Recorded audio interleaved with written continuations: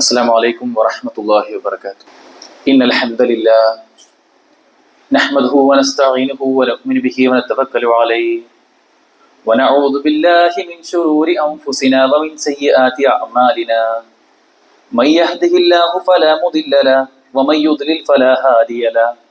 وأشهد أن لا إله إلا الله وحده لا شريك له وأشهد أن محمدا عبده ورسوله أرسله بالهدى ودين الحق ليظهره على الدين كله وكفى بالله شهيدا.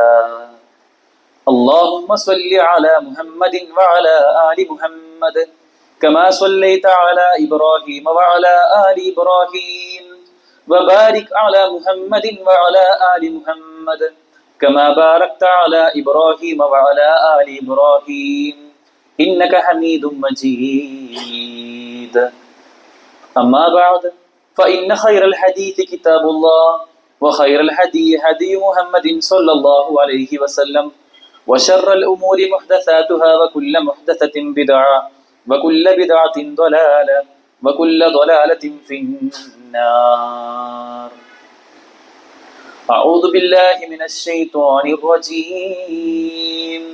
بسم الله الرحمن الرحيم.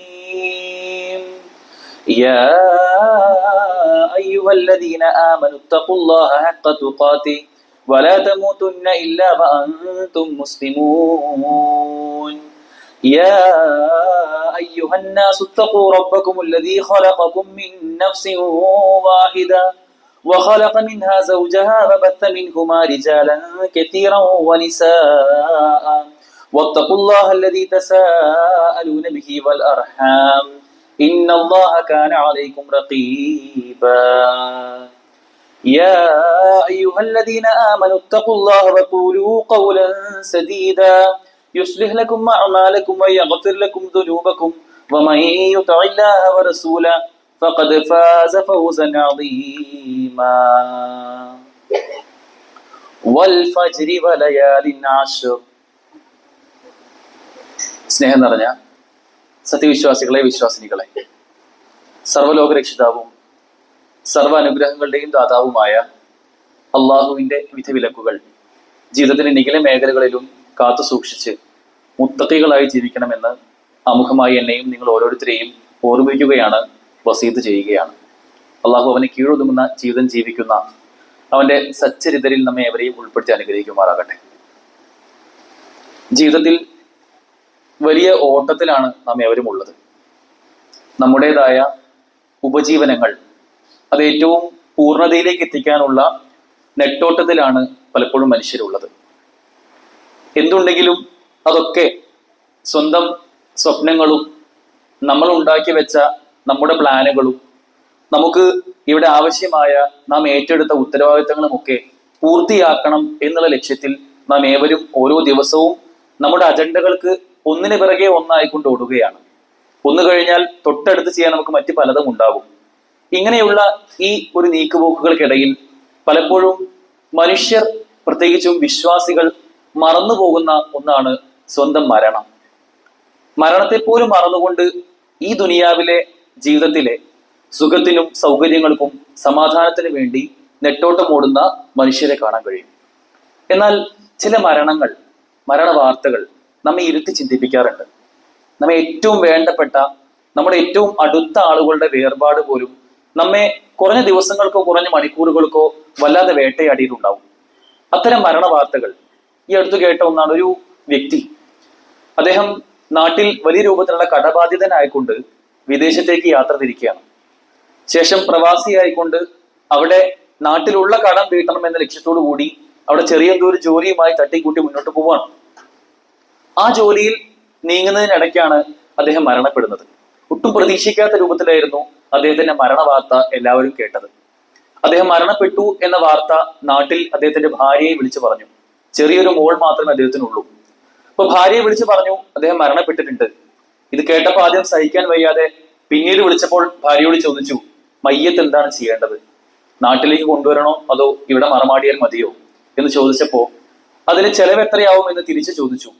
തങ്ങളെ കൊണ്ട് കൂട്ടിയാൽ കൂടാത്ത ചെലവാണ് നാട്ടിലേക്ക് കൊണ്ടുവരാൻ ഉണ്ടാവുക എന്നറിഞ്ഞപ്പോൾ നിങ്ങൾ അവിടെ തന്നെ മറമാടിയാൽ മതി എന്ന് തിരിച്ചു മറുപടി കൊടുക്കുന്ന ഒരു സാഹചര്യം.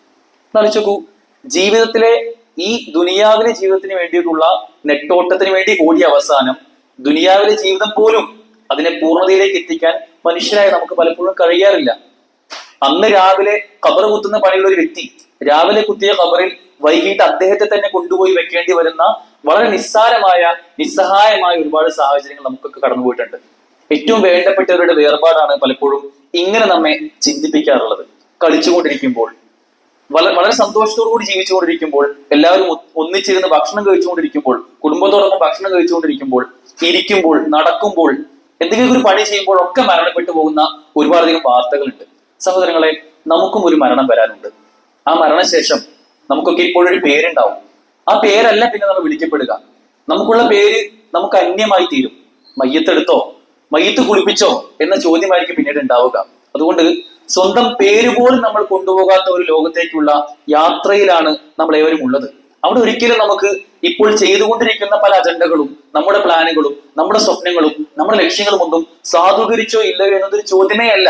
എന്തുണ്ട് കയ്യിൽ, നമ്മുടെ അമലുകളായിക്കൊണ്ട് എന്തുണ്ട് കയ്യിൽ എന്നത് മാത്രമാണ് അവിടെ ചോദ്യം ഉണ്ടാവുകയുള്ളൂ. അതുകൊണ്ട് ഈ ദുനിയവിയായ ലോകം എന്നത് സന്തോഷ സന്താപ സമ്മിശ്രമാണ് എന്ന ബോധ്യം നമുക്ക് ഉണ്ടാവണം. ഇവിടെയുള്ള ഒരു സന്തോഷവും അതൊന്നും അതിന്റെ പൂർണ്ണതയല്ല. ഒരു സങ്കടവും അത് എപ്പോഴും സങ്കടമായിക്കൊള്ളണമെന്നില്ല. മറിച്ച് ഈ സന്തോഷവും ഈ സങ്കടവും ഇത് തന്ന അള്ളാഹുവിനുള്ള നന്ദിയായിക്കൊണ്ട്, നന്ദി സൂചകമായി എത്രത്തോളം അള്ളാഹുവിന് കീഴൊതുങ്ങി ജീവിക്കുന്നുവോ അതനുസരിച്ചായിരിക്കും നാളെ നമ്മുടെ പദവികൾ ഉണ്ടാവുക എന്ന ചിന്തയാണ് നമുക്ക് ഉണ്ടാവേണ്ടത്. ഇവിടെയുള്ള എന്ത് ചെറിയ ടെൻഷൻ ആവട്ടെ, എന്ത് വേദനകളാവട്ടെ, വിഷമങ്ങളാവട്ടെ, പല രൂപത്തിലുള്ള പ്രയാസം അനുഭവിക്കുന്ന ആളുകൾ ഉണ്ടാവും. ആ പ്രയാസങ്ങൾക്കൊക്കെ അറുതി വരുന്ന ഒരു ലോകമുണ്ട് എന്ന് ചിന്തിച്ചുകൊണ്ട് പ്രയാസങ്ങളും ടെൻഷനും വേദനയും ദുഃഖവും സങ്കടവും ഒന്നുമില്ലാത്ത, അങ്ങനെ യാതൊരു പ്രയാസങ്ങളും ഇല്ലാത്ത സ്വർഗീയമായ അനുഭൂതികൾ ലക്ഷ്യം വെച്ചുകൊണ്ട് മുന്നേറുന്ന ആളുകളാണ് യഥാർത്ഥ ബുദ്ധിമാന്മാർ. നമ്മുടെ മുൻഗാമികൾ അങ്ങനെയായിരുന്നു.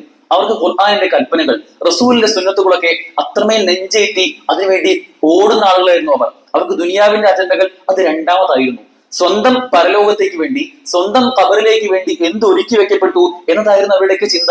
ഖുർആൻ പറയുന്ന പോലെ നിങ്ങൾ മരണപ്പെടുന്നതിന് മുമ്പ് നിങ്ങൾക്ക് നൽകപ്പെട്ടതിൽ നിന്ന് നിങ്ങൾ ചെലവഴിച്ചുകൊണ്ടേയിരിക്കുക എന്ന ഖുർആനിന്റെ കൽപ്പന ഏറ്റെടുത്ത ആളുകൾ. നമുക്ക് എന്തെല്ലാം അനുഗ്രഹങ്ങളുണ്ടോ അതെല്ലാം അള്ളാഹുവിന് കീഴൊതുക്കാൻ എന്ന ലക്ഷ്യത്തിൽ മുന്നേറുന്ന മുൻഗാമികളാണ് നമ്മുടെ മാതൃകകൾ. അനസ് ബിൻ നദർ റളിയല്ലാഹു അൻഹു, അനസ്ലാഹിനോട് വലിയ ചരിത്രം അദ്ദേഹത്തെ പറ്റി പറയാറുണ്ട്. അദ്ദേഹം ഒരിക്കൽ ഓടിക്കൊണ്ടിരിക്കുകയാണ്. ഓടുന്നത് കണ്ടപ്പോൾ അനസ്ലാഹിനോട് ചോദിച്ചു, അനസ് താങ്കൾ എങ്ങോട്ടാണ് ഓടുന്നത്? അദ്ദേഹം പറയുന്നൊരു മറുപടി ഉണ്ട്. ഉഹുദിന്റെ താഴ്വാരത്തിൽ നിന്നും സ്വർഗത്തിന്റെ പരിമളം അതിന്റെ മൂക്കിലേക്ക് അടിച്ചുകൊണ്ടേയിരിക്കുകയാണ്, പിന്നെ ഞാൻ എങ്ങനെ ഓടാതിരിക്കും എന്ന് പറഞ്ഞുകൊണ്ട്, ആ സ്വർഗത്തിന്റെ മണം വരുന്നു എന്ന് പറഞ്ഞുകൊണ്ട് യുദ്ധകാലത്തിലേക്ക് ചാടി ഇറങ്ങിയ സ്വഹാബിമാരാണ് നമ്മുടെ മാതൃക. സഹോദരങ്ങളെ, നമ്മൾ അത്രയൊന്നും ആലോചിക്കേണ്ടതില്ല. മറിച്ച് എന്നും രാവിലെ സുബഹി ബാങ്ക് കേൾക്കുമ്പോ ആ സുബഹിയുടെ ബാങ്കിൽ ഹയ്യ അലൽ ഫലാഹ് അസ്വലാത്തു ഖൈറു മിനൻ നൗം എന്ന് കേൾക്കുമ്പോ നിങ്ങൾ വിജയത്തിലേക്ക് വരിക.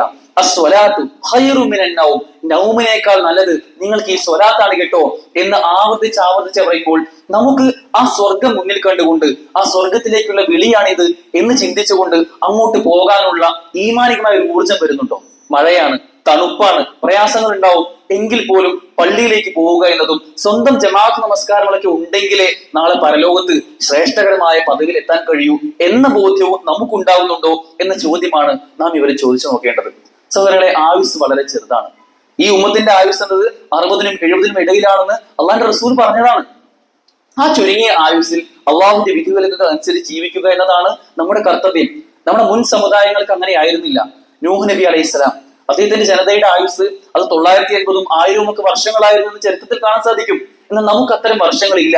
കുറഞ്ഞ ചില മാസങ്ങളോ അല്ലെങ്കിൽ എപ്പോഴാണ് ഈ വിളി വരിക എന്ന് അറിയപ്പെടാത്ത രൂപത്തിൽ മാക്സിമം 70, അതിനപ്പുറം എന്ത് കിട്ടിയാലും അതൊക്കെ ബോണസായി കാണുന്ന ഒരു സാഹചര്യത്തിലാണ് നമ്മളെല്ലാവരും ഉള്ളത്.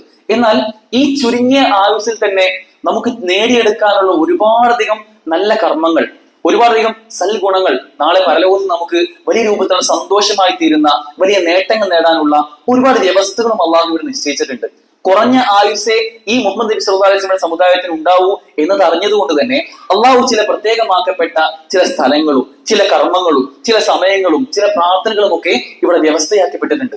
മറിച്ചു ചില പ്രത്യേക സ്ഥലങ്ങൾ, മസ്ജിദുൽ ഹറം, മസ്ജിദുൽ നബവി, ബൈത്തുൽ മുഖദ്ദസ്, ഇതൊക്കെ പ്രത്യേക സ്ഥലങ്ങളാണ്. പുണ്യങ്ങൾ ഏറെയുണ്ട് എന്ന് കൽപ്പിക്കപ്പെട്ട ചില സ്ഥലങ്ങൾ. അതുപോലെ ചില സമയങ്ങൾ, വെള്ളിയാഴ്ച ദിവസം, പ്രത്യേകമായ സമയമാണ്. 2 പെരുന്നാളുകൾ, അറഫാ ദിനം ഒരുപാടധികം ശ്രേഷ്ഠതയേറിയ സമയങ്ങളാണ്. അതുപോലെ തന്നെ കർമ്മങ്ങൾ, എല്ലാ നമസ്കാരവും ഒരുപോലെയല്ല, എല്ലാ റവാത്തിബ് സുന്നത്ത് നമസ്കാരം പോലും ഒരുപോലെയല്ല.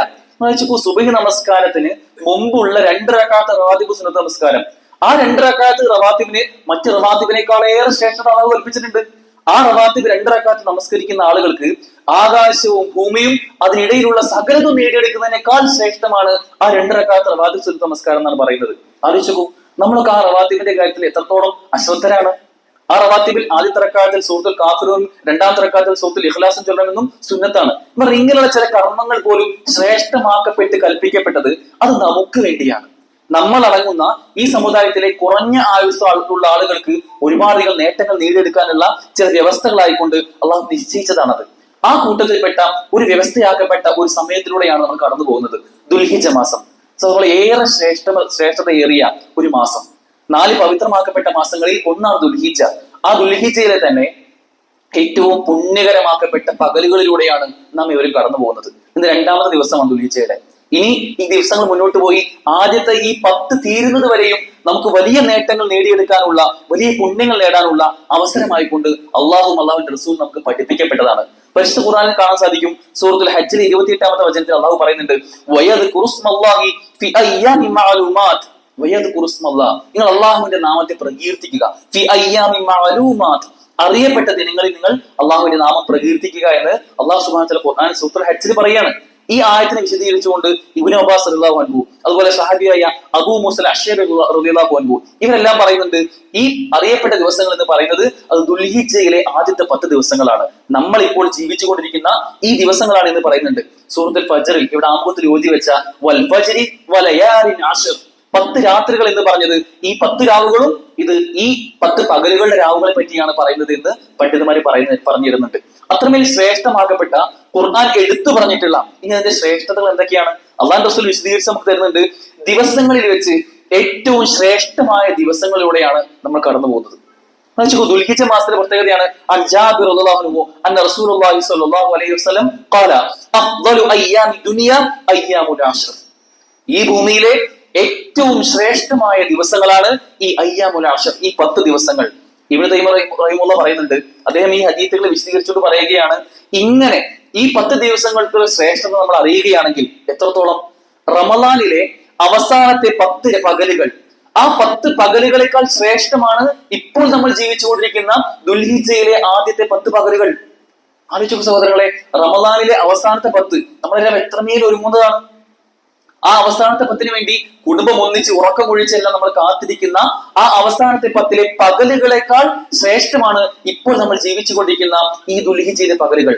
എന്നാൽ അവസാനത്തെ 10-ലെ രാത്രികളാണ് ദുൽഹിജ്ജയിലെ ഈ രാത്രികളെക്കാൾ ശ്രേഷ്ഠമെന്നും അദ്ദേഹം പറയുന്നുണ്ട്. നമ്മൾ അത്രമേൽ റമളാനിലേക്കാൾ ശ്രേഷ്ഠമായ ഒരു പകലിലൂടെയാണ് കടന്നു പോകുന്നത് എന്ന ബോധ്യം നമുക്കുണ്ടാവണം. എങ്കിൽ മാത്രമേ നേരത്തെ പറഞ്ഞ ആ മരണമുണ്ട് എന്ന് കണ്ടെത്തി അതിനുവേണ്ടി ഒരുങ്ങി നടക്കുന്ന നമ്മുടെ മുൻഗാമികളുടെ കൂട്ടത്തിൽ നമുക്കും ഉൾപ്പെടാൻ സാധിക്കുകയുള്ളൂ. അനസ് റളിയല്ലാഹു അൻഹു പറയുന്നുണ്ട്, ശ്രേഷ്ഠതയുടെ കാര്യത്തിൽ ദുൽഹിജ്ജയിലെ ആദ്യത്തിലെ ഓരോ ദിനങ്ങളും 1000 ദിനങ്ങളെക്കാൾ ശ്രേഷ്ഠമാണ്. അറഫയാവട്ടെ 1000 ദിനങ്ങൾ പോലെ. ഈ ദിനങ്ങൾ, ഇപ്പൊ നമ്മൾ പോകുന്ന ഈ ദിനങ്ങൾ 1000 ദിനങ്ങളെക്കാൾ ശ്രേഷ്ഠമാണ് എന്ന് പറയുമ്പോൾ പിന്നെ എങ്ങനെയാണ് നമുക്ക് ഈ ദിനങ്ങളിൽ അലസമായി മുന്നോട്ട് നീങ്ങാൻ കഴിയുക? എല്ലാ ദിവസത്തെയും പോലെ, എല്ലാ വെള്ളിയാഴ്ചയിലും പോലെ ഒരു വെള്ളിയാഴ്ച പള്ളിയിലേക്ക് വരുന്നു എന്ന് ചിന്തിക്കാൻ എങ്ങനെയാണ് നമുക്ക് കഴിയുക? ഇതൊരിക്കലും എങ്ങനെയാണ് നമുക്ക് പ്ലാൻ ചെയ്യാതെ മുന്നോട്ട് പോകാൻ സാധിക്കുക? അതുകൊണ്ട് ഇതിന്റെ ശ്രേഷ്ഠതയെ നമ്മൾ നന്നായി അറിയണം. അള്ളാഹു സുബ്ഹാനഹു വ തആല പ്രവാചകനോട് പറയുന്നുണ്ട്, ഈ 10 ദിവസങ്ങൾ, ഈ 10 ദിവസങ്ങളിൽ മറ്റു ദിവസങ്ങൾക്ക് ഒന്നുമില്ലാത്തൊരു പ്രത്യേകതയാണ്, ശ്രേഷ്ഠമായ എല്ലാ ആരാധനകളും സമ്മേളിക്കുന്ന ദിവസമാണ്. അതെല്ലാം ഇജ്തിമാ ചെയ്യുന്ന, ഒന്നിക്കുന്ന ദിവസമാണ് ഇത് എന്ന് അല്ലാഹു റസൂൽ പറയുന്നുണ്ട്. ഇജ്തിമാഇ ഉമ്മഹാതിൽ ഇബാദത്തി ഫീ, അടിസ്ഥാനപരമായ എല്ലാ ആരാധനകളും സമ്മേളിക്കുന്ന ദിവസങ്ങളാണിത്. ഉമ്മഹാത്തു ത്വാആത്ത്, ഇബാദത്തുകളുടെ മാതാക്കളാണ് യഥാർത്ഥത്തിൽ ഈ ദിവസം നടന്നുകൊണ്ടിരിക്കുന്നത്. ഇസ്ലാമിന്റെ അടിസ്ഥാനപരമായ കർമ്മങ്ങൾ, വിശ്വാസങ്ങൾ, ആരാധനകൾ, അതിൽപ്പെട്ടതാണ് നമസ്കാരം, നോമ്പ്, ദാനധർമ്മങ്ങൾ, ഹജ്ജ്. ഇതെല്ലാം ഇസ്ലാമിന്റെ അടിസ്ഥാനങ്ങളിൽ പെട്ടതാണ്. ഇതെല്ലാം സമ്മേളിക്കുന്ന ദിവസങ്ങളിലൂടെയാണ് നമ്മൾ കടന്നു പോകുന്നത്. നമസ്കാരമല്ലേ ഈ സമയത്ത് നമ്മൾ നമസ്കരിക്കാറുണ്ട്, നമ്മൾ നോമ്പ് നോൽക്കുന്നില്ലേ? നോമ്പ് എല്ലാ സമയത്തെയും പോലെ തന്നെ ഇപ്പോഴും തന്നെ പ്രത്യേകമാക്കപ്പെട്ട നോമ്പുകളുണ്ട്. അറഫ നോമ്പ് വരാനിരിക്കുന്നുണ്ട്. ഇതെല്ലാം പ്രത്യേകമാക്കപ്പെട്ട നോമ്പുകളാണ്. ഇനി ദാനധർമ്മങ്ങൾ, സ്വതത്ത എപ്പോഴും നമുക്ക് ചെയ്യാം. എന്നാൽ ഈ പകലുകളിൽ ചെയ്യുന്ന സ്വതത്തയാവട്ടെ വലിയ ശ്രേഷ്ഠകരമാണ് എന്ന് പഠിപ്പിക്കപ്പെടുന്നു. ഹജ്ജ്, മറ്റൊരു സമയത്തും ഇല്ലാത്ത പ്രത്യേകതയാണ് ഹജ്ജിന്റെ കർമ്മങ്ങൾ ഈ ദുൽഹിജ്ജയിലാണുള്ളത് എന്നത്. ദുൽഹിജ്ജ മാസത്തിന്റെ ഏറ്റവും വലിയ പവിത്രത തന്നെ ഈ ഹജ്ജ് കർമ്മങ്ങൾ, ബലിയടക്കമുള്ള മറ്റ് ആരാധനകളുമൊക്കെ ഈ സമയത്താണ് കടന്നു പോകുന്നത്. അതുകൊണ്ട് എല്ലാ ആരാധനകളും സമ്മേളിക്കുന്ന ദിവസങ്ങളായതുകൊണ്ട് തന്നെ ഇതിന്റെ ശ്രേഷ്ഠതകൾ ഏറുകയാണ്. ലോകത്തിന്റെ വിവിധ ഭാഗങ്ങളിൽ നിന്ന് ഹാജിമാർ മക്കയെ ലക്ഷ്യം വെച്ചുകൊണ്ട്, മസ്ജിദുൽ ഹറമിനെ ലക്ഷ്യം വെച്ചുകൊണ്ട് അവർ യാത്ര തിരിച്ചു കഴിഞ്ഞു. മക്കയിൽ എത്തിയ ഒരുപാട് ആളുകളുണ്ട്. അവിടെ അവർ ആരാധനകൾ തുടങ്ങിക്കഴിഞ്ഞു. ഹജ്ജിന്റെ കർമ്മങ്ങൾക്ക് വേണ്ടിയുള്ള ഒരുക്കങ്ങളിലാണ് അവരുള്ളത്. അവർ ആത്മാർത്ഥമായി പ്രാർത്ഥിച്ചുകൊണ്ടിരിക്കുകയാണ്. അവർക്ക് വേണ്ടി യാത്ര പോയിട്ടുള്ള ഇവിടെ നമ്മൾ നാട്ടുകാരായ നമ്മൾ അവർക്ക് വേണ്ടി നമ്മളും പ്രാർത്ഥിച്ചുകൊണ്ടിരിക്കുകയാണ്.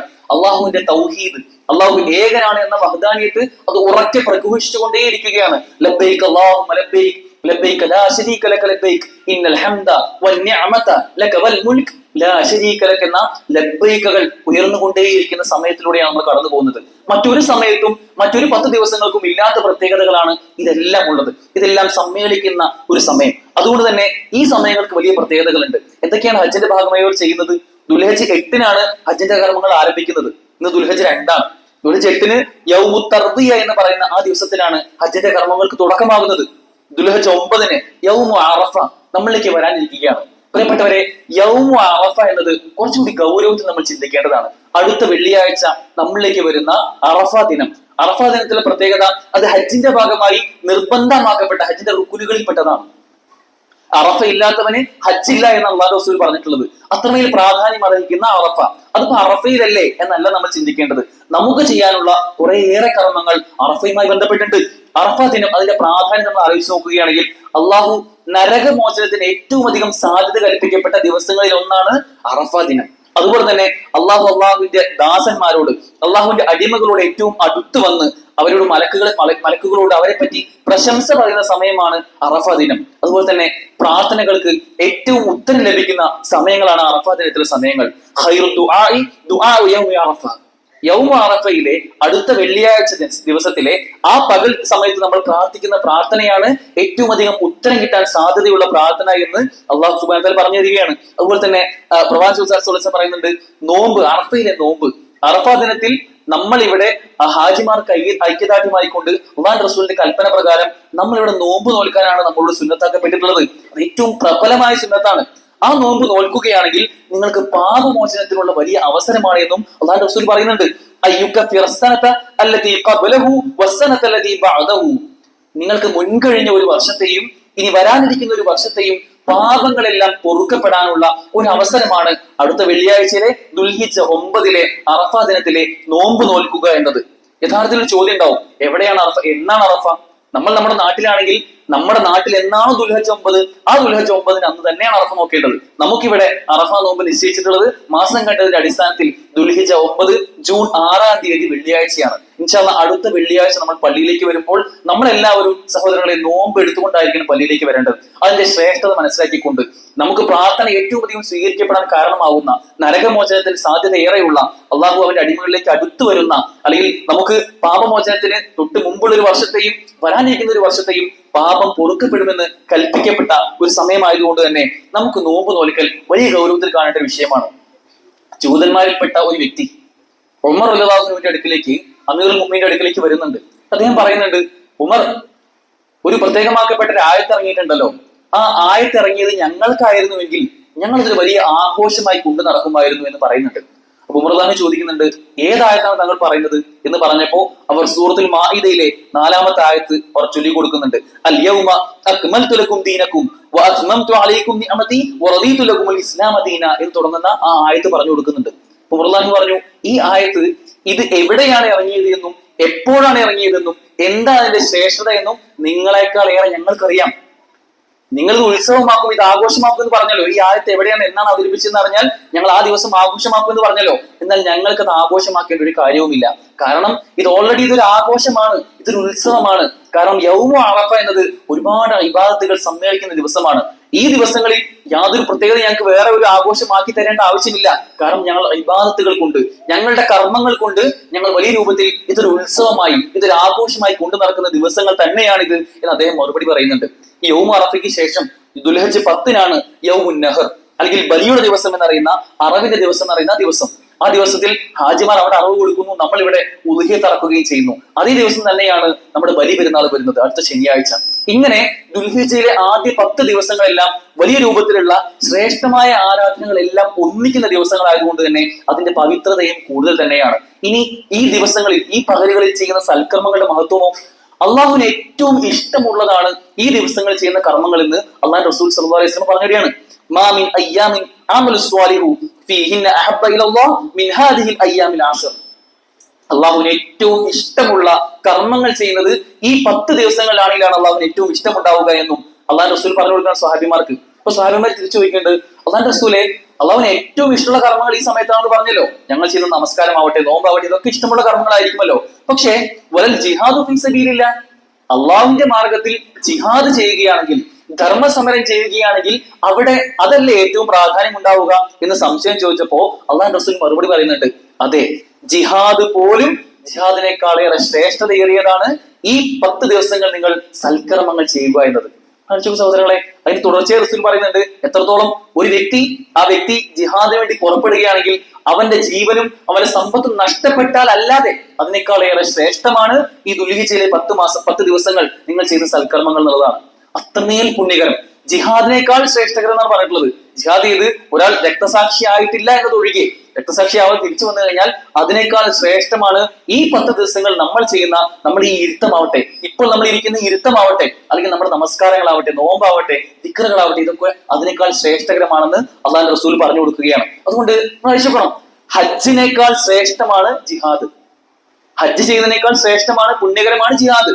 ആ ജിഹാദിനേക്കാൾ ശ്രേഷ്ഠമാണ് ഈ 10 ദിവസങ്ങൾ എന്ന് പറഞ്ഞിട്ടുണ്ടെങ്കിൽ നമ്മളൊക്കെ എങ്ങനെയാണ് സഹോദരങ്ങൾ ഈ ദിവസത്തിൽ അലസരാവുക? ഒരിക്കലും അത് ഉണ്ടാവാൻ പാടില്ല. അത്രമേൽ ഗൗരവമേറിയ ദിവസങ്ങളായതുകൊണ്ട് തന്നെ നിങ്ങൾ ഹജ്ജിന് 5, 6, 7, 8 ലക്ഷങ്ങൾ കൊടുത്തുകൊണ്ടാണ് ഹാജിമാർ മക്കയിലേക്ക് പോകുന്നത്. അതിനേക്കാൾ കൂടുതൽ തുകയൊക്കെ റേറ്റ് ഓരോ ദിവസം കൂടി വരികയാണ്. ഹജ്ജിന് അത്രയും ചെലവുണ്ടെങ്കിൽ നമുക്ക് അതിന്റെ യാതൊരു ചെലവും ഇല്ലാതെ ഇവിടെ ഇരുന്നു കൊണ്ട് ഹജ്ജിനേക്കാൾ ഏറെ ശ്രേഷ്ഠകരമായ കർമ്മങ്ങൾ ചെയ്യാമെങ്കിൽ അത് ചെയ്യാനാണ് നാം ശ്രമിക്കേണ്ടത്. എന്തൊക്കെയാണ് പ്രത്യേകമായി ഈ സമയത്ത് ചെയ്യേണ്ടത്? ഒന്ന്, സൽക്കർമ്മങ്ങൾ അധികരിപ്പിക്കുക എന്നുള്ളതാണ്. താബികളിൽപ്പെട്ട ശ്രേഷ്ഠന്മാരായ ആളുകൾ പറയാറുണ്ട്, സഈദ് ഇബ്നു ജുബൈർ റഹിമഹുല്ലാ അദ്ദേഹം പറയുന്നുണ്ട്, തനിക്ക് കഴിയില്ല എന്ന് തോന്നുമാറ് സൽക്കർമ്മങ്ങൾ അദ്ദേഹം ചെയ്യുമായിരുന്നു എന്നുള്ളതാണ്. ചില കാര്യങ്ങളൊക്കെ ഒരു ലിമിറ്റ് ഉണ്ടല്ലോ മനുഷ്യന്, ഇത്രയൊക്കെ സൽക്കർമ്മങ്ങൾ ഒരു ദിവസം ചെയ്യാൻ കഴിയുമെന്ന് പറയാറുണ്ടല്ലോ. എന്നാൽ അത് എത്രയാണോ കഴിയില്ല എന്ന് തോന്നുന്ന അളവ് വരുന്നത് അത്രത്തോളം അദ്ദേഹം ചെയ്യാൻ ശ്രമിക്കും എന്നുള്ളതാണ്. അവരൊരു പരിധിയും അതിന് വെച്ചിട്ടുണ്ടായിരുന്നില്ല. ഈ 10 ദിവസങ്ങൾ അതിന്റെ ശ്രേഷ്ഠത കണ്ടെത്തിയത് കൊണ്ട് തന്നെ, അത് മനസ്സിലാക്കിയത് കൊണ്ട് തന്നെ അവർ യാതൊരു ലിമിറ്റും ഒരു പരിധിയും വെക്കാതെ സൽക്കർമ്മങ്ങളിൽ മുഴുകുമായിരുന്നു. ഇത് നമ്മൾ ചെയ്യേണ്ട ഏറ്റവും പ്രധാനപ്പെട്ട കാര്യം നമ്മുടെ നിയ്യത്ത് കൃത്യമാക്കുക എന്നുള്ളതാണ്. സഹോദരങ്ങളെ, ചെയ്യാനുള്ള കർമ്മങ്ങൾ നമ്മൾ എന്നും ചെയ്യുന്നത് തന്നെ ആയിരിക്കാം, പക്ഷെ അത് വളരെ ആത്മാർത്ഥമായി ഈ 10 ദിവസത്തിന്റെ ശ്രേഷ്ഠതയും പുണ്യവും അള്ളാഹുവിന് ഏറ്റവും ഇഷ്ടകരമാണ് എന്നെല്ലാം മനസ്സിലാക്കിക്കൊണ്ട് നമ്മുടെ നിയ്യത്ത് പ്രോപ്പറാക്കുക എന്നതാണ് ഒന്നാമതായി നമ്മൾ ചെയ്യേണ്ടത്. അതുപോലെ തന്നെ ഈ 10 ദിവസത്തിന് പ്രത്യേകമായ ഒരു പ്ലാനിങ് നമുക്ക് ഉണ്ടാവണം. ഇന്നിപ്പോ 2ാമത്തെ ദിവസത്തിൽ എത്തിക്കഴിഞ്ഞു, ഇനി ഒരാഴ്ച നമുക്ക് ബാക്കിയുണ്ട്. അത് കഴിഞ്ഞാൽ യൗമു അറഫ ഉണ്ട്, പിന്നെ ബലിപെരുന്നാളും ഉണ്ടാവും, അതോടെ അവസാനിക്കുകയാണ്. ഈ 10 ദിവസങ്ങളെ ഇപ്പോൾ തന്നെ നമ്മളൊന്ന് പ്ലാൻ ചെയ്യണം. എങ്ങനെയൊക്കെയാണ് നമ്മുടെ ജീവിതത്തിൽ നമ്മുടെ ഇബാദത്തുകൾക്ക് ആവശ്യമായ സമയം ഇതിന് കണ്ടെത്താൻ കഴിയുക എന്ന ചിന്തയായിരിക്കും നമുക്ക് ഉണ്ടാവേണ്ടത്. പിന്നീട് നമ്മൾ ചെയ്യാൻ കൽപ്പിച്ച കാര്യങ്ങൾ ദിക്റുകളാണ്. തഹ്ലീലുകളും തക്ബീറുകളും തഹ്മീദുകളും ഒക്കെ അധികരിപ്പിക്കുക. സുബ്ഹാനല്ലാഹ്, അൽഹംദുലില്ലാഹ്, അല്ലാഹു അക്ബർ, ലാ ഇലാഹ ഇല്ലല്ലാഹ് എന്നെല്ലാം അധികരിച്ചുകൊണ്ട് നിരന്തരം ചൊല്ലുക എന്നതാണ്. മറ്റു സമയങ്ങളെക്കാൾ ഏറെ നമ്മളൊക്കെ എവിടെയാണെങ്കിലും, നമ്മൾ ജോലിയിലാവട്ടെ, യാത്രയിലാവട്ടെ, അടുക്കളയിലാവട്ടെ, നമ്മൾ ചെറിയ ചെറിയ കർമ്മങ്ങൾ ചെയ്യുന്ന നമ്മുടേതായ ലോകത്താവട്ടെ, അപ്പോഴൊക്കെ നാവിൻ തുമ്പത്ത് ദിക്റുകൾ വന്നുകൊണ്ടേയിരിക്കണം. ആ ദിക്റ് വരുമ്പോൾ നമ്മൾ ആലോചിക്കേണ്ടത്, ഇത് ഈ ദുൽഹിജ്ജ മാസത്തിന്റെ പ്രത്യേകതയാണ്. ഞാൻ ഒരു ദിക്റ് ചൊല്ലിക്കഴിഞ്ഞാൽ അത് അള്ളാഹുവിന് ഏറ്റവും ഇഷ്ടപ്പെട്ട കർമ്മമാണ് എന്ന് ചിന്തിച്ചുകൊണ്ട് ചൊല്ലുന്ന ഒരു പ്രകൃതി നമുക്കുണ്ടാവണം. എന്ന ഖുർആനിലെ വചനം ഏറ്റെടുത്തുകൊണ്ട് തക്ബീറുകൾ അധികരിപ്പിക്കുക. തക്ബീറിന് വലിയ പ്രത്യേകതകളുണ്ട്. ഈ ദുൽഹിജ്ജ ആദ്യമായി കഴിഞ്ഞാൽ, ദുൽഹിജ്ജ 10 തുടങ്ങിക്കഴിഞ്ഞാൽ ഇബ്നു ഉമർ റളിയല്ലാഹു അൻഹുമ അതുപോലെ തന്നെ അബൂ ഹുറൈറ റളിയല്ലാഹു അൻഹു ഇവർ രണ്ടുപേരും അങ്ങാടിയിലേക്ക് ഇറങ്ങുന്നതാണ്. അങ്ങാടിയിലേക്ക് ഇറങ്ങിയവർ ഉറക്കെ തക്ബീറുകൾ ചൊല്ലാൻ തുടങ്ങും. അത് കേട്ടുകൊണ്ട് ആളുകളും, അവിടെ ഈ കച്ചവടത്തിന് വന്ന ആളുകൾ അല്ലാതെ അവരുടെ തിരക്കുകളില്ലാത്ത ആളുകളൊക്കെ അവരും തക്ബീറുകൾ ഏറ്റു ചൊല്ലും എന്നുള്ളതാണ്. അതുപോലെ തന്നെ ഉമർ റളിയല്ലാഹു അൻഹു അദ്ദേഹം ഈ ദുൽഹിജ്ജ ആദ്യമായി കഴിഞ്ഞാൽ മിനായിലേക്ക് പോകും. മിനായിൽ പോയി അവിടെ ഉറക്ക തക്ബീർ ചൊല്ലും. ആ തക്ബീർ കേട്ട് അവിടെയുള്ള ആളുകളും അത് ഏറ്റു ചൊല്ലുന്ന ഒരു അവസ്ഥ ഉണ്ടാവും എന്നുള്ളതാണ്. എന്നാൽ നമസ്കാര ശേഷമുള്ള തക്ബീർ നമ്മളെല്ലാവരും ദുൽഹിജ്ജ അവസാനമാവുമ്പോൾ, ഈ 10ന്റെ അവസാനമാവുമ്പോൾ നമസ്കാര ശേഷം തക്ബീർ ചൊല്ലാറുണ്ട്. ഈ തക്ബീർ ഇപ്പോൾ ചൊല്ലേണ്ടതല്ല. ഇപ്പോൾ നമ്മൾ സ്വന്തമായി ചൊല്ലേണ്ട തക്ബീറുകളാണ് ഇപ്പോൾ അധികരിപ്പിക്കേണ്ടത്. നമ്മൾ എവിടെയായിരുന്നാലും തക്ബീർ അല്ലാഹു അക്ബർ എന്ന കാര്യം അധികരിപ്പിച്ചുകൊണ്ടേയിരിക്കുക. എന്നാൽ നമസ്കാര ശേഷം ഒന്നിച്ചു ചൊല്ലുന്ന തക്ബീർ അത് ദുൽഹിജ്ജ 9 അറഫാ ദിനത്തിന്റെ അന്ന് ഫജ്ർ മുതൽ, അന്ന് സുബഹി നമസ്കാരത്തിന് ശേഷം മുതൽ ദുൽഹിജ്ജ 13 അയ്യാമു തശ്രീഖിന് ഏറ്റവും അവസാനം ദുൽഹിജ്ജ 13ന്റെ അസ്ർ നമസ്കാരത്തോടുകൂടി അവസാനിപ്പിക്കേണ്ട രൂപത്തിലാണ് നമസ്കാര ശേഷം എല്ലാവരും ഒന്നിച്ചു ചൊല്ലേണ്ട ആ തക്ബീറുകൾ നമ്മൾ ചൊല്ലേണ്ടത്. ഇങ്ങനെ തക്ബീറുകളും തഹ്മീദുകളും തഹ്ലീലുകളും അധികരിപ്പിക്കാൻ നമുക്ക് സാധിക്കണം. അതുപോലെ തന്നെ നോമ്പുകൾ നോൽക്കുക. സുന്നത്ത് നോമ്പുകൾക്കുള്ള നല്ലൊരു അവസരമാണ് ഈ സമയങ്ങൾ. മറിച്ചു റമളാനിൽ നമ്മൾ എല്ലാവരും 30 നോമ്പ് പൂർണ്ണമായി നോറ്റ ആളുകളാണ്. ആ നോമ്പുകൾ നോക്കുമ്പോൾ നമുക്ക് ഒരു പ്രയാസം ഉണ്ടായിരുന്നില്ല. പക്ഷെ പലപ്പോഴും നമ്മുടെ നോമ്പുകൾ അത് സീസണലായി മാറുന്നുണ്ടോ എന്ന് നമ്മൾ ആലോചിച്ച് നോക്കേണ്ടതുണ്ട്. ഒരു റമളാനിൽ വരുമ്പോൾ മാത്രം എടുക്കേണ്ട ഒരു സാധനമല്ല നമ്മുടെ നോമ്പ് എന്ന സുന്നത്ത്. അത് എപ്പോഴും നമുക്ക് നോക്കാം. അല്ലാഹു റസൂൽ ഒരുപാട് സുന്നത്ത് നോമ്പുകൾ പറയുന്നുണ്ട്. ആശുറ നോമ്പുണ്ട്, താസുആ നോമ്പുണ്ട്, അതുപോലെ തന്നെ എല്ലാ മാസവും വരുന്ന 13, 14, 15 അയ്യാമുൽ ബീദിന്റെ നോമ്പുണ്ട്. ഇനി എല്ലാ തിങ്കളും വ്യാഴവും സുന്നത്ത് നോമ്പുകളുണ്ട്. ഇതൊക്കെ നമുക്ക് നോൽക്കാവുന്ന നോമ്പുകളാണ്. ഇത്തരം പ്രത്യേക ദിവസങ്ങൾ വരുമ്പോൾ നോമ്പ് നോൽക്കൽ നമ്മൾ പ്രത്യേകമായ ഒരു കർമ്മമായിക്കൊണ്ട് നമ്മൾ ഏറ്റെടുക്കേണ്ടതുണ്ട്. സഹോദരങ്ങളെ, ഇന്നലെ വ്യാഴാഴ്ചയായിരുന്നു. ഇനി അടുത്തൊരു തിങ്കളാഴ്ച വരുന്നുണ്ട്, അടുത്ത് വീണ്ടും ഒരു വ്യാഴാഴ്ച വരുന്നുണ്ട്. ഈ തിങ്കളും വ്യാഴവും ഒക്കെ നമ്മൾ ഏറ്റവും ചുരുങ്ങിയത് നോമ്പ് നോറ്റി കഴിഞ്ഞാൽ ആ തിങ്കളും വ്യാഴവും എന്ന നോമ്പിന്റെ പുണ്യവും നമുക്ക് ലഭിക്കും, ഈ ദുൽഹിജ്ജ മാസത്തിന്റെ ശ്രേഷ്ഠതയും നമുക്ക് ലഭിക്കും എന്നുള്ളതാണ്. അതുകൊണ്ട് പറ്റുമെങ്കിൽ ഈ 9 ദിവസം അല്ലെങ്കിൽ തിങ്കളും വ്യാഴവും എങ്കിലും നമ്മൾ നോമ്പ് നോൽക്കണം.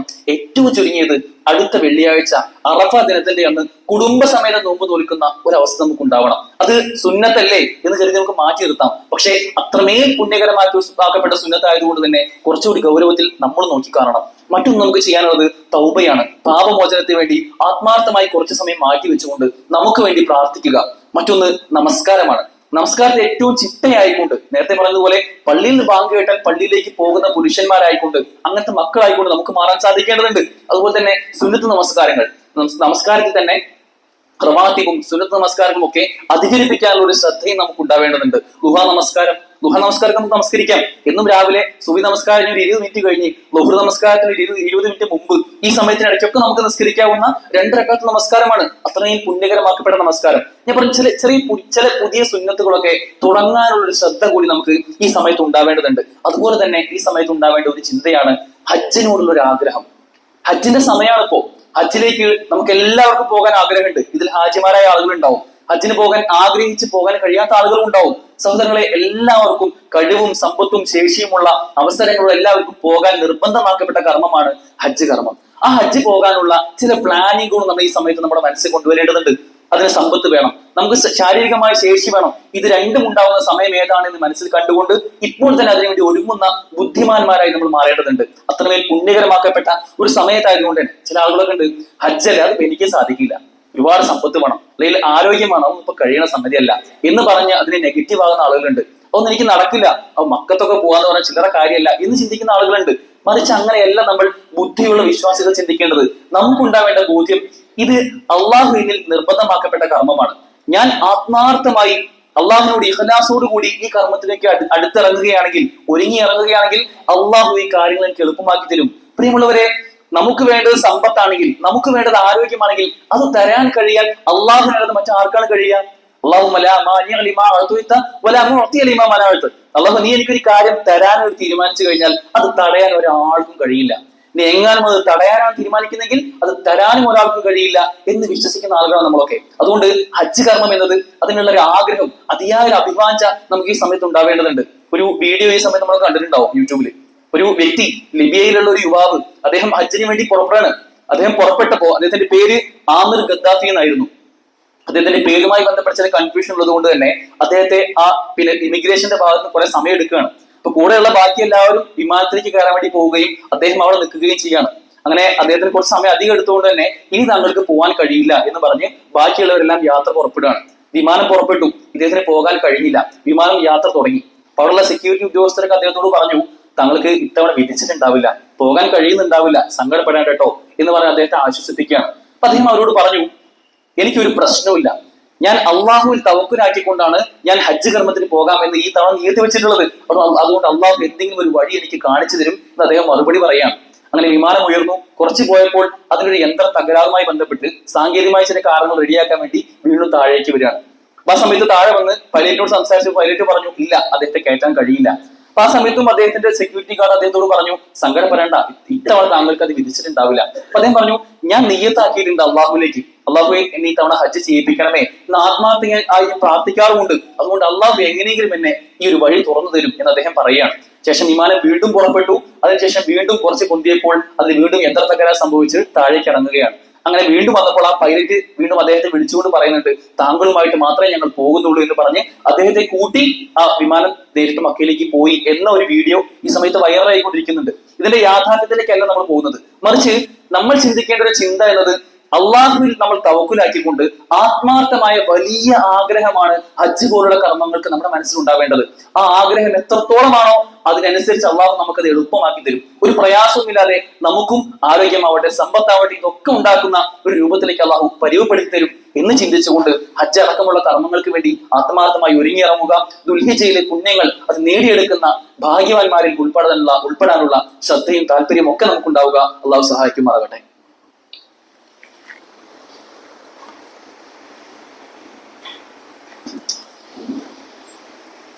അൽഹംദുലില്ലാഹ് അസ്സലാത്തു വസ്സലാമു അലാ റസൂലില്ലാഹ് വഅലാ ആലിഹി വസഹ്ബിഹി അജ്മഈൻ അമ്മാ ബഅദ്.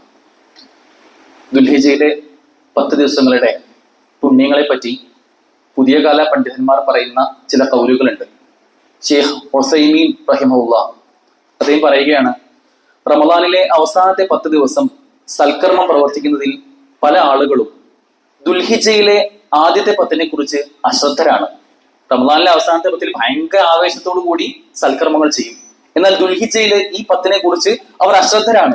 വളരെ ആശ്ചര്യമാണ് ഈ ആളുകളുടെ കാര്യം എന്ന് അദ്ദേഹം പറയുന്നുണ്ട്.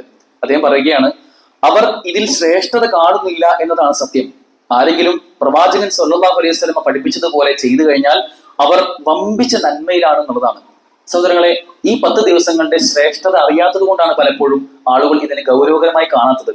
റമളാനിലെ ഏറ്റവും അവസാനത്തെ 10 പകലുകളെക്കാൾ ശ്രേഷ്ഠമാണെന്നും ജിഹാദിനേക്കാൾ പുണ്യകരമാണ് ഇവിടുത്തെ സൽക്കർമ്മങ്ങളെന്നും അള്ളാഹുവിന് ഏറ്റവും ഇഷ്ടമുള്ള പകലുകളിലൂടെയാണ് നമ്മൾ കടന്നു പോകുന്നത് എന്നും ഈ പകലുകളിലാണ് യൗമ അറഫയുള്ളത് എന്നൊക്കെ അറിയുന്ന ആളുകളാണെങ്കിൽ സ്വാഭാവികമായിട്ടും നമ്മുടെ കർമ്മങ്ങൾക്കുള്ള ഇഖ്ലാസ് കൂടും, ആത്മാർത്ഥത വർദ്ധിക്കും. ആ രൂപത്തിൽ നമ്മുടെ കർമ്മങ്ങളെ പരിവപ്പെടുത്തുവാനും പാകപ്പെടുത്തുവാനും ഒക്കെയുള്ള ശ്രദ്ധ നമുക്ക് ഈ സമയത്ത് ഉണ്ടാവേണ്ടതുണ്ട്. കാരണം ഇത് നമ്മുടെ സ്വർഗത്തിന്റെ വിഷയമാണ്.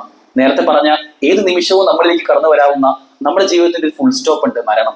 ആ മരണത്തിന് മുമ്പ് ഒരുങ്ങാനുള്ള ഏറ്റവും നല്ല അവസരങ്ങളിലൂടെയാണ് നമ്മൾ കടന്നു പോകുന്നത്. ആ അവസരത്തെ ഏറ്റവും നന്നായി ഉപയോഗപ്പെടുത്തുന്ന നമ്മുടെ സ്വർഗത്തിന്റെ കാര്യത്തിൽ യാതൊരു നിലയ്ക്കും മടി പിടിച്ച് മാറി നിൽക്കുന്ന ആളുകളെ നമ്മൾ മാറാൻ പാടില്ല.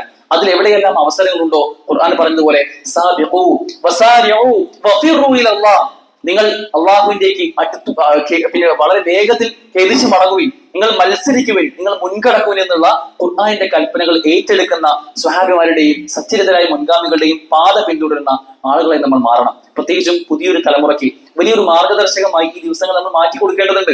അവർക്കും വലിയൊരു വെളിച്ചമായി മാറണം സഹോദരങ്ങളെ.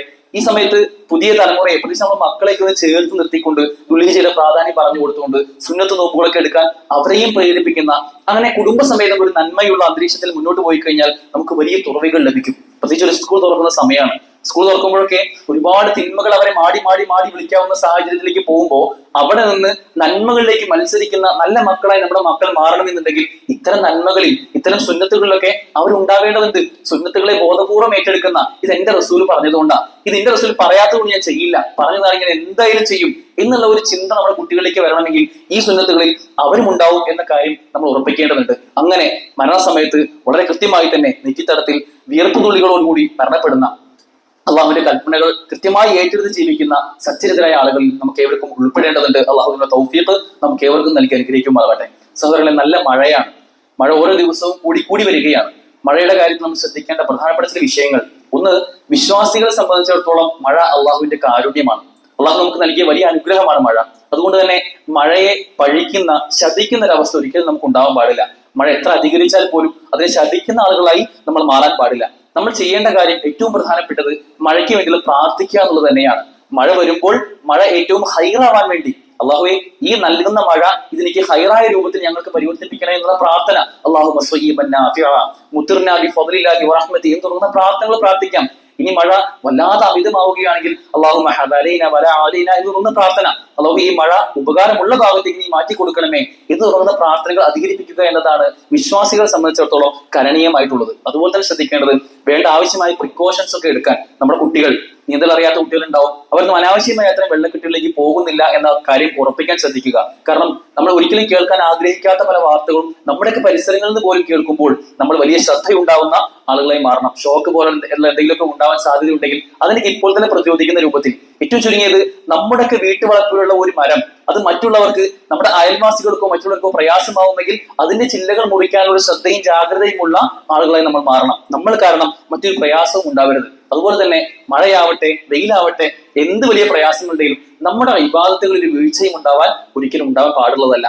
നമ്മുടെ ഇബാദത്തുകൾ അത് സുബഹി മുതൽ പിന്നെ ഇശാ വരെയുള്ള നമസ്കാരങ്ങളാവട്ടെ, നമ്മുടെ നോമ്പുകൾ, സുന്നത്ത് നോമ്പുകളാവട്ടെ, ഏതെല്ലാം ആരാധനകളുണ്ടോ പ്രത്യേകിച്ചും ഈ പുണ്യകരമാക്കപ്പെട്ട ദിവസങ്ങളിൽ അതിനൊരിക്കലും മഴയോ മറ്റൊന്നും ഒരു തടസ്സമല്ല എന്നുകൂടി ചിന്തിച്ചുകൊണ്ട് ആരാധനകളിൽ ഉത്സാഹിക്കുന്ന, അത്തരത്തിൽ ആരാധനകളിൽ ഉത്സാഹിച്ച വസാരിയു എന്നൊക്കെ പറഞ്ഞ അത്തരം സ്വഹാബിമാരുടെ കൂട്ടത്തിൽ, താബികളുടെ കൂട്ടത്തിലൊക്കെ സച്ചരിതരായ മുൻഗാമികളുടെ കൂട്ടത്തിൽ ഉൾപ്പെടാനുള്ള തൗഫീഖ് അള്ളാഹു നമുക്ക് ഏവർക്കും നൽകി അനുഗ്രഹിക്കുമാറാകട്ടെ. നമ്മൾ സംഭവിച്ചു പോയിട്ടുള്ള തെറ്റുകുറ്റങ്ങൾ അള്ളാഹു പുറത്ത് മാപ്പാക്കി തരുമാറാകട്ടെ.